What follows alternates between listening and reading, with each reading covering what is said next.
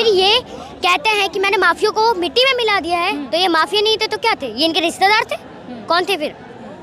मैं उनसे आदित्यनाथ से ये पूछना चाहूंगी मैं, जी भैया जी शेर है, शेर हमेशा अकेले घूमते हैं, कुत्ते भौंकते रहते हैं, लेकिन वो कुछ कर नहीं पाते, तो शेर अकेला चलता है। आप देख सकते हैं ये जो पूरा जन सैलाब है, ये जय भीम का नारा लगा रहा है। हमारे साथ एक और कन्या मौजूद है। बेटा क्या नाम है आपका? मुस्कान। मुस्कान। ये संविधान की किताब क्यों लेकर आए हो? नमस्कार, आप देख रहे हैं द जनता लाइव। मैं हूं आपके साथ नलिनी और नज़ारा दिल्ली के जंतर मंतर का है। लगभग लाखों की तादाद में देश के अलग अलग हिस्सों से आज जितने भी भीम कार्यकर्ता हैं वो यहाँ पर चंद्रशेखर रावण का आज जो है समर्थन करने पहुंचे हैं। और उनकी एक ही मांग है कि जिस तरीके से चंद्रशेखर रावण पे 28 जून को हमला हुआ उसमें CBI जाँच होनी चाहिए। किस तरीके की बाकी उनकी क्या क्या मांगे उनसे जानेंगे। बता दें आपको कि 28 जून को चंद्रशेखर के काफिले पर एक हमला हुआ था। मेरे साथ इस भीड़ में भीम आर्मी की सबसे छोटी कार्यकर्ता निशु भी मौजूद हैं जो गाजियाबाद से आएंगे। निशु, जिस तरीके से हमला हुआ, हमने आपसे पहले भी इस बारे में बात की थी, इस पूरे घटनाक्रम को आप किस तरीके से देख रहे हो? जी हम ये देख रहे हैं कि बहुजन समाज जो कि 85% है, जब इनके जो नेता हैं जो गरीब पिछड़े हैं उनकी आवाज़ जो उठाते हैं नेता, उनके ऊपर जब हमला हो सकता है तो हम तो आम जनता है, हमें तो जहाँ चाहे वहीं मारते, तो हम आवाज़ उठाएंगे। हमारे भैया जी की सुरक्षा के लिए हम आवाज़ उठाएंगे। लगातार Z+ सिक्योरिटी की भी आप लोग मांग कर रहे हैं, लेकिन मिली नहीं है अभी तक। जी देनी पड़ेगी। यहाँ पर हम इसी चीज़ की मांग करने आए हैं, सरकार को घुटने पर झुका देंगे, देनी पड़ेगी सिक्योरिटी, Z+ सिक्योरिटी देनी पड़ेगी। क्या लगता है ये जो पूरा घटना हुई है, ये हमला जिस तरीके से किया गया है या करवाया गया, क्या सोचना है आपका इस हमले के बारे में? करवाया गया है क्योंकि हमारे जो बड़े भैया जी हैं उनके बढ़ते कदमों को देखकर विपक्षी पक्ष अपने आप को संभाल नहीं पा रहे हैं और पीठ पीछे हमला कर रहे हैं। आप कह रही हैं कि विपक्षी पक्ष जो है पीठ पीछे हमला कर रहा है, लेकिन उनको क्या जरूरत है हमला करवाने की? चंद्रशेखर जी पे भी लगातार जो है आरोप लग रहे हैं कि खुद से हमला करवाया। देखिए ये खुद से हमला कौन कैसे करवा सकता है? चुनावी स्टंट के लिए? नहीं, बिल्कुल भी नहीं। हाँ। जो विरोधी हैं वो यही कह रहे हैं, लेकिन ऐसा कुछ भी नहीं है। कौन ऐसा होगा जो अपने ऊपर गोली से वार करवाएगा, वो भी पेट पर? ऐसा कैसे पॉसिबल है? आप सभी ने देखा होगा वीडियो पे कि जो कार है उसकी जो सीट है उसमें बिल्कुल बीचा बीच में होल हो रखा है, तो कौन पेट में करवाएगा? पेट में कौन गोली मरवाएगा?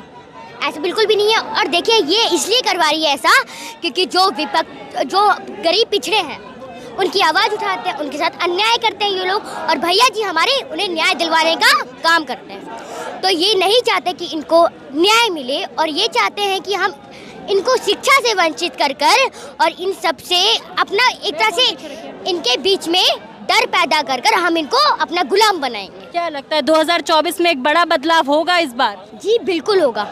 जी सर, आपका क्या सोचना है जिस तरीके से आज़ाद समाज पार्टी के अध्यक्ष और भीम आर्मी के चीफ पर हमला हुआ, उसके पीछे क्या वजह हो सकती है? मेरा कहना यही है, जो हमारे चंद्रशेखर भाई जी के ऊपर जो हमला हुआ था और जो आरोपी पकड़े गए हैं, तो उसमें सबसे पहले मैं कहता हूँ सरकार से मांग है हमारी CBI की जांच होनी चाहिए।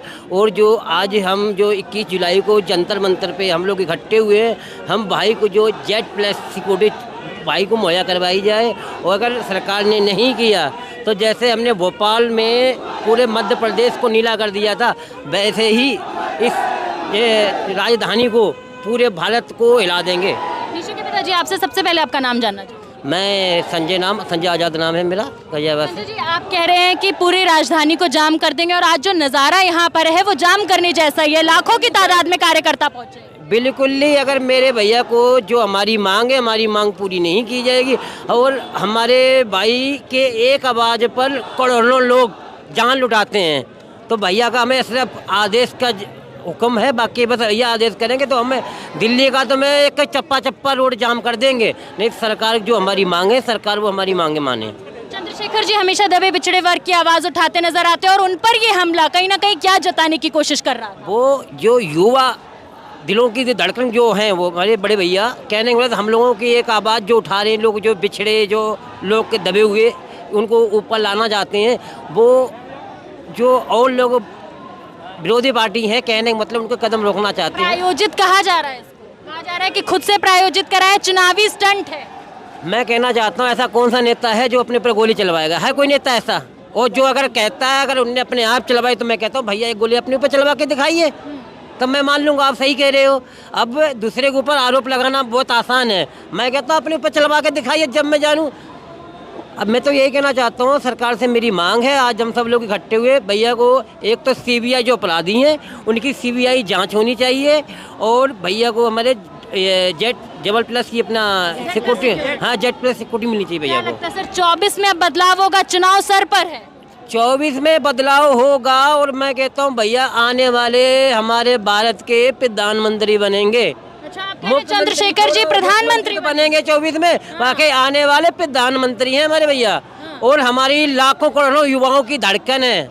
और भैया को हम आप ये एक इतिहास लिखा जाएगा, देखना आज की जो 21 जुलाई है लोग देखेंगे, तो आने वाले टाइम पर हमारे भैया इस देश के प्रधानमंत्री होंगे तो होंगे, ये आपको कल आज शाम को पता ही चल जाएगा इस चीज़ की। आपके पिताजी एक तस्वीर लेकर आए हैं जिसमें चंद्रशेखर रावण जी दिख रहे हैं, साथ में एक शेर दिख रहा है। जी भैया जी शेर है, शेर हमेशा अकेले घूमते हैं, कुत्ते भौंकते रहते हैं, लेकिन वो कुछ कर नहीं पाते, तो शेर अकेला चलता है। आप देख सकते हैं ये जो पूरा जन सैलाब है, ये जय भीम का नारा लगा रहा है। हमारे साथ एक और कन्या मौजूद है। बेटा क्या नाम है आपका? मुस्कान। मुस्कान। ये संविधान की किताब क्यों लेकर आए हो? जी संविधान की किताब को हम इसलिए लाए हैं क्योंकि इसी के वजह से हमें अधिकार मिले हैं। हाँ? इसी के वजह से हम अधिकार मिले हमें। बड़ी खूब बात कही इस बच्ची ने, मुस्कान इसका नाम है, कहा कि संविधान की किताब मैं इसलिए लेकर आई हूँ क्योंकि संविधान ने मुझे अधिकार दिया। अधिकार देने वाला कौन था जानती है? B.R. अम्बेडकर जी, बाबा साहेब जी। तो क्या लगता है अब ये जिस तरीके का माहौल देश में बन रहा है, 24 में बदलाव होगा? बिल्कुल होगा। हाँ? बिल्कुल होगा। चंद्रशेखर रावण जी के साथ जो घटनाक्रम हुआ उसको आप कैसे देख रहे हैं? मैं तो बस यही कहना चाहती हूँ कि जो ये घटना हुई है, तो मतलब जो मैं ये कहना चाहती हूँ, हमारे जो चंद्रशेखर भैया जी हैं उनको जेड प्लस सुरक्षा मतलब देनी चाहिए। तो जितने भी लोग हैं उनकी एक ही मांग है कि Z+ सिक्योरिटी देनी चाहिए चंद्रशेखर जी को, क्योंकि उन पे इतना बड़ा हमला हुआ, और दूसरी मांग कि सीबीआई की जांच गठित की जानी चाहिए। सर गिरफ्तारी तो हो चुकी है ना तमाम जो आरोपी हैं उनकी? गिरफ्तारी हुई, जो सहारनपुर के जो एसपी है उनने क्या बताया आपने देखा है? कह रहे वो 315 से फायरिंग करी है। आप वीडियो के अंदर देख रहे हो, 8 फायरिंग हो रही है जो माउजर से फायरिंग की हुई है। अब सरकार उनकी राजनीति, अभी आप जो हमारे उत्तर प्रदेश के जो मुखिया हैं कहते हैं माफियाओं को मिट्टी में मिला दिया है, और मुखिया उस पर जो इतना बड़ा हमारे नेता के ऊपर हमला हो गया, और उत्तर प्रदेश के मुखिया एक ट्वीट तक भी नहीं करते, तो उन्हें अपनी कुर्सी का इतना घमंड है। लेकिन हम कहते हैं कुर्सी का तुम कोई अपने लिखा के नहीं लाए थे, आज हो कल उतार के फेंकूंगा तुम्हें कुर्सी पे। चलिए एक आखिरी सवाल से मैं खत्म करना चाहूँगी। उत्तर प्रदेश का आपके पिताजी ने जिक्र किया, उत्तर प्रदेश के मुख्यमंत्री योगी आदित्यनाथ हमेशा कहते हैं कि लॉ एंड ऑर्डर सुधर चुका है उनके आने के बाद। नहीं, मुझे तो नहीं दिखता। दिन दहाड़े यूपी में एक नेता के ऊपर हमला हो रहा है, वो भी जानलेवा हमला, तो फिर ये कहते हैं कि मैंने माफिया को मिट्टी में मिला दिया है। तो ये माफिया नहीं थे तो क्या थे? ये इनके रिश्तेदार थे? कौन थे फिर? मैं उनसे आदित्यनाथ से ये पूछना चाहूंगी मैं। चलिए तो एक ये जो छोटी सी बच्ची एक बड़ा सवाल कहीं ना कहीं सरकार से पूछ रही है कि आप आए दिन कहते रहते कि माफियाओं को मिट्टी में मिला देंगे, तो चंद्रशेखर पर हमला करने वाले क्या माफिया नहीं थे? इसी प्रकार से जनता के मुद्दे आप तक पहुंचाते रहेंगे। देखिए।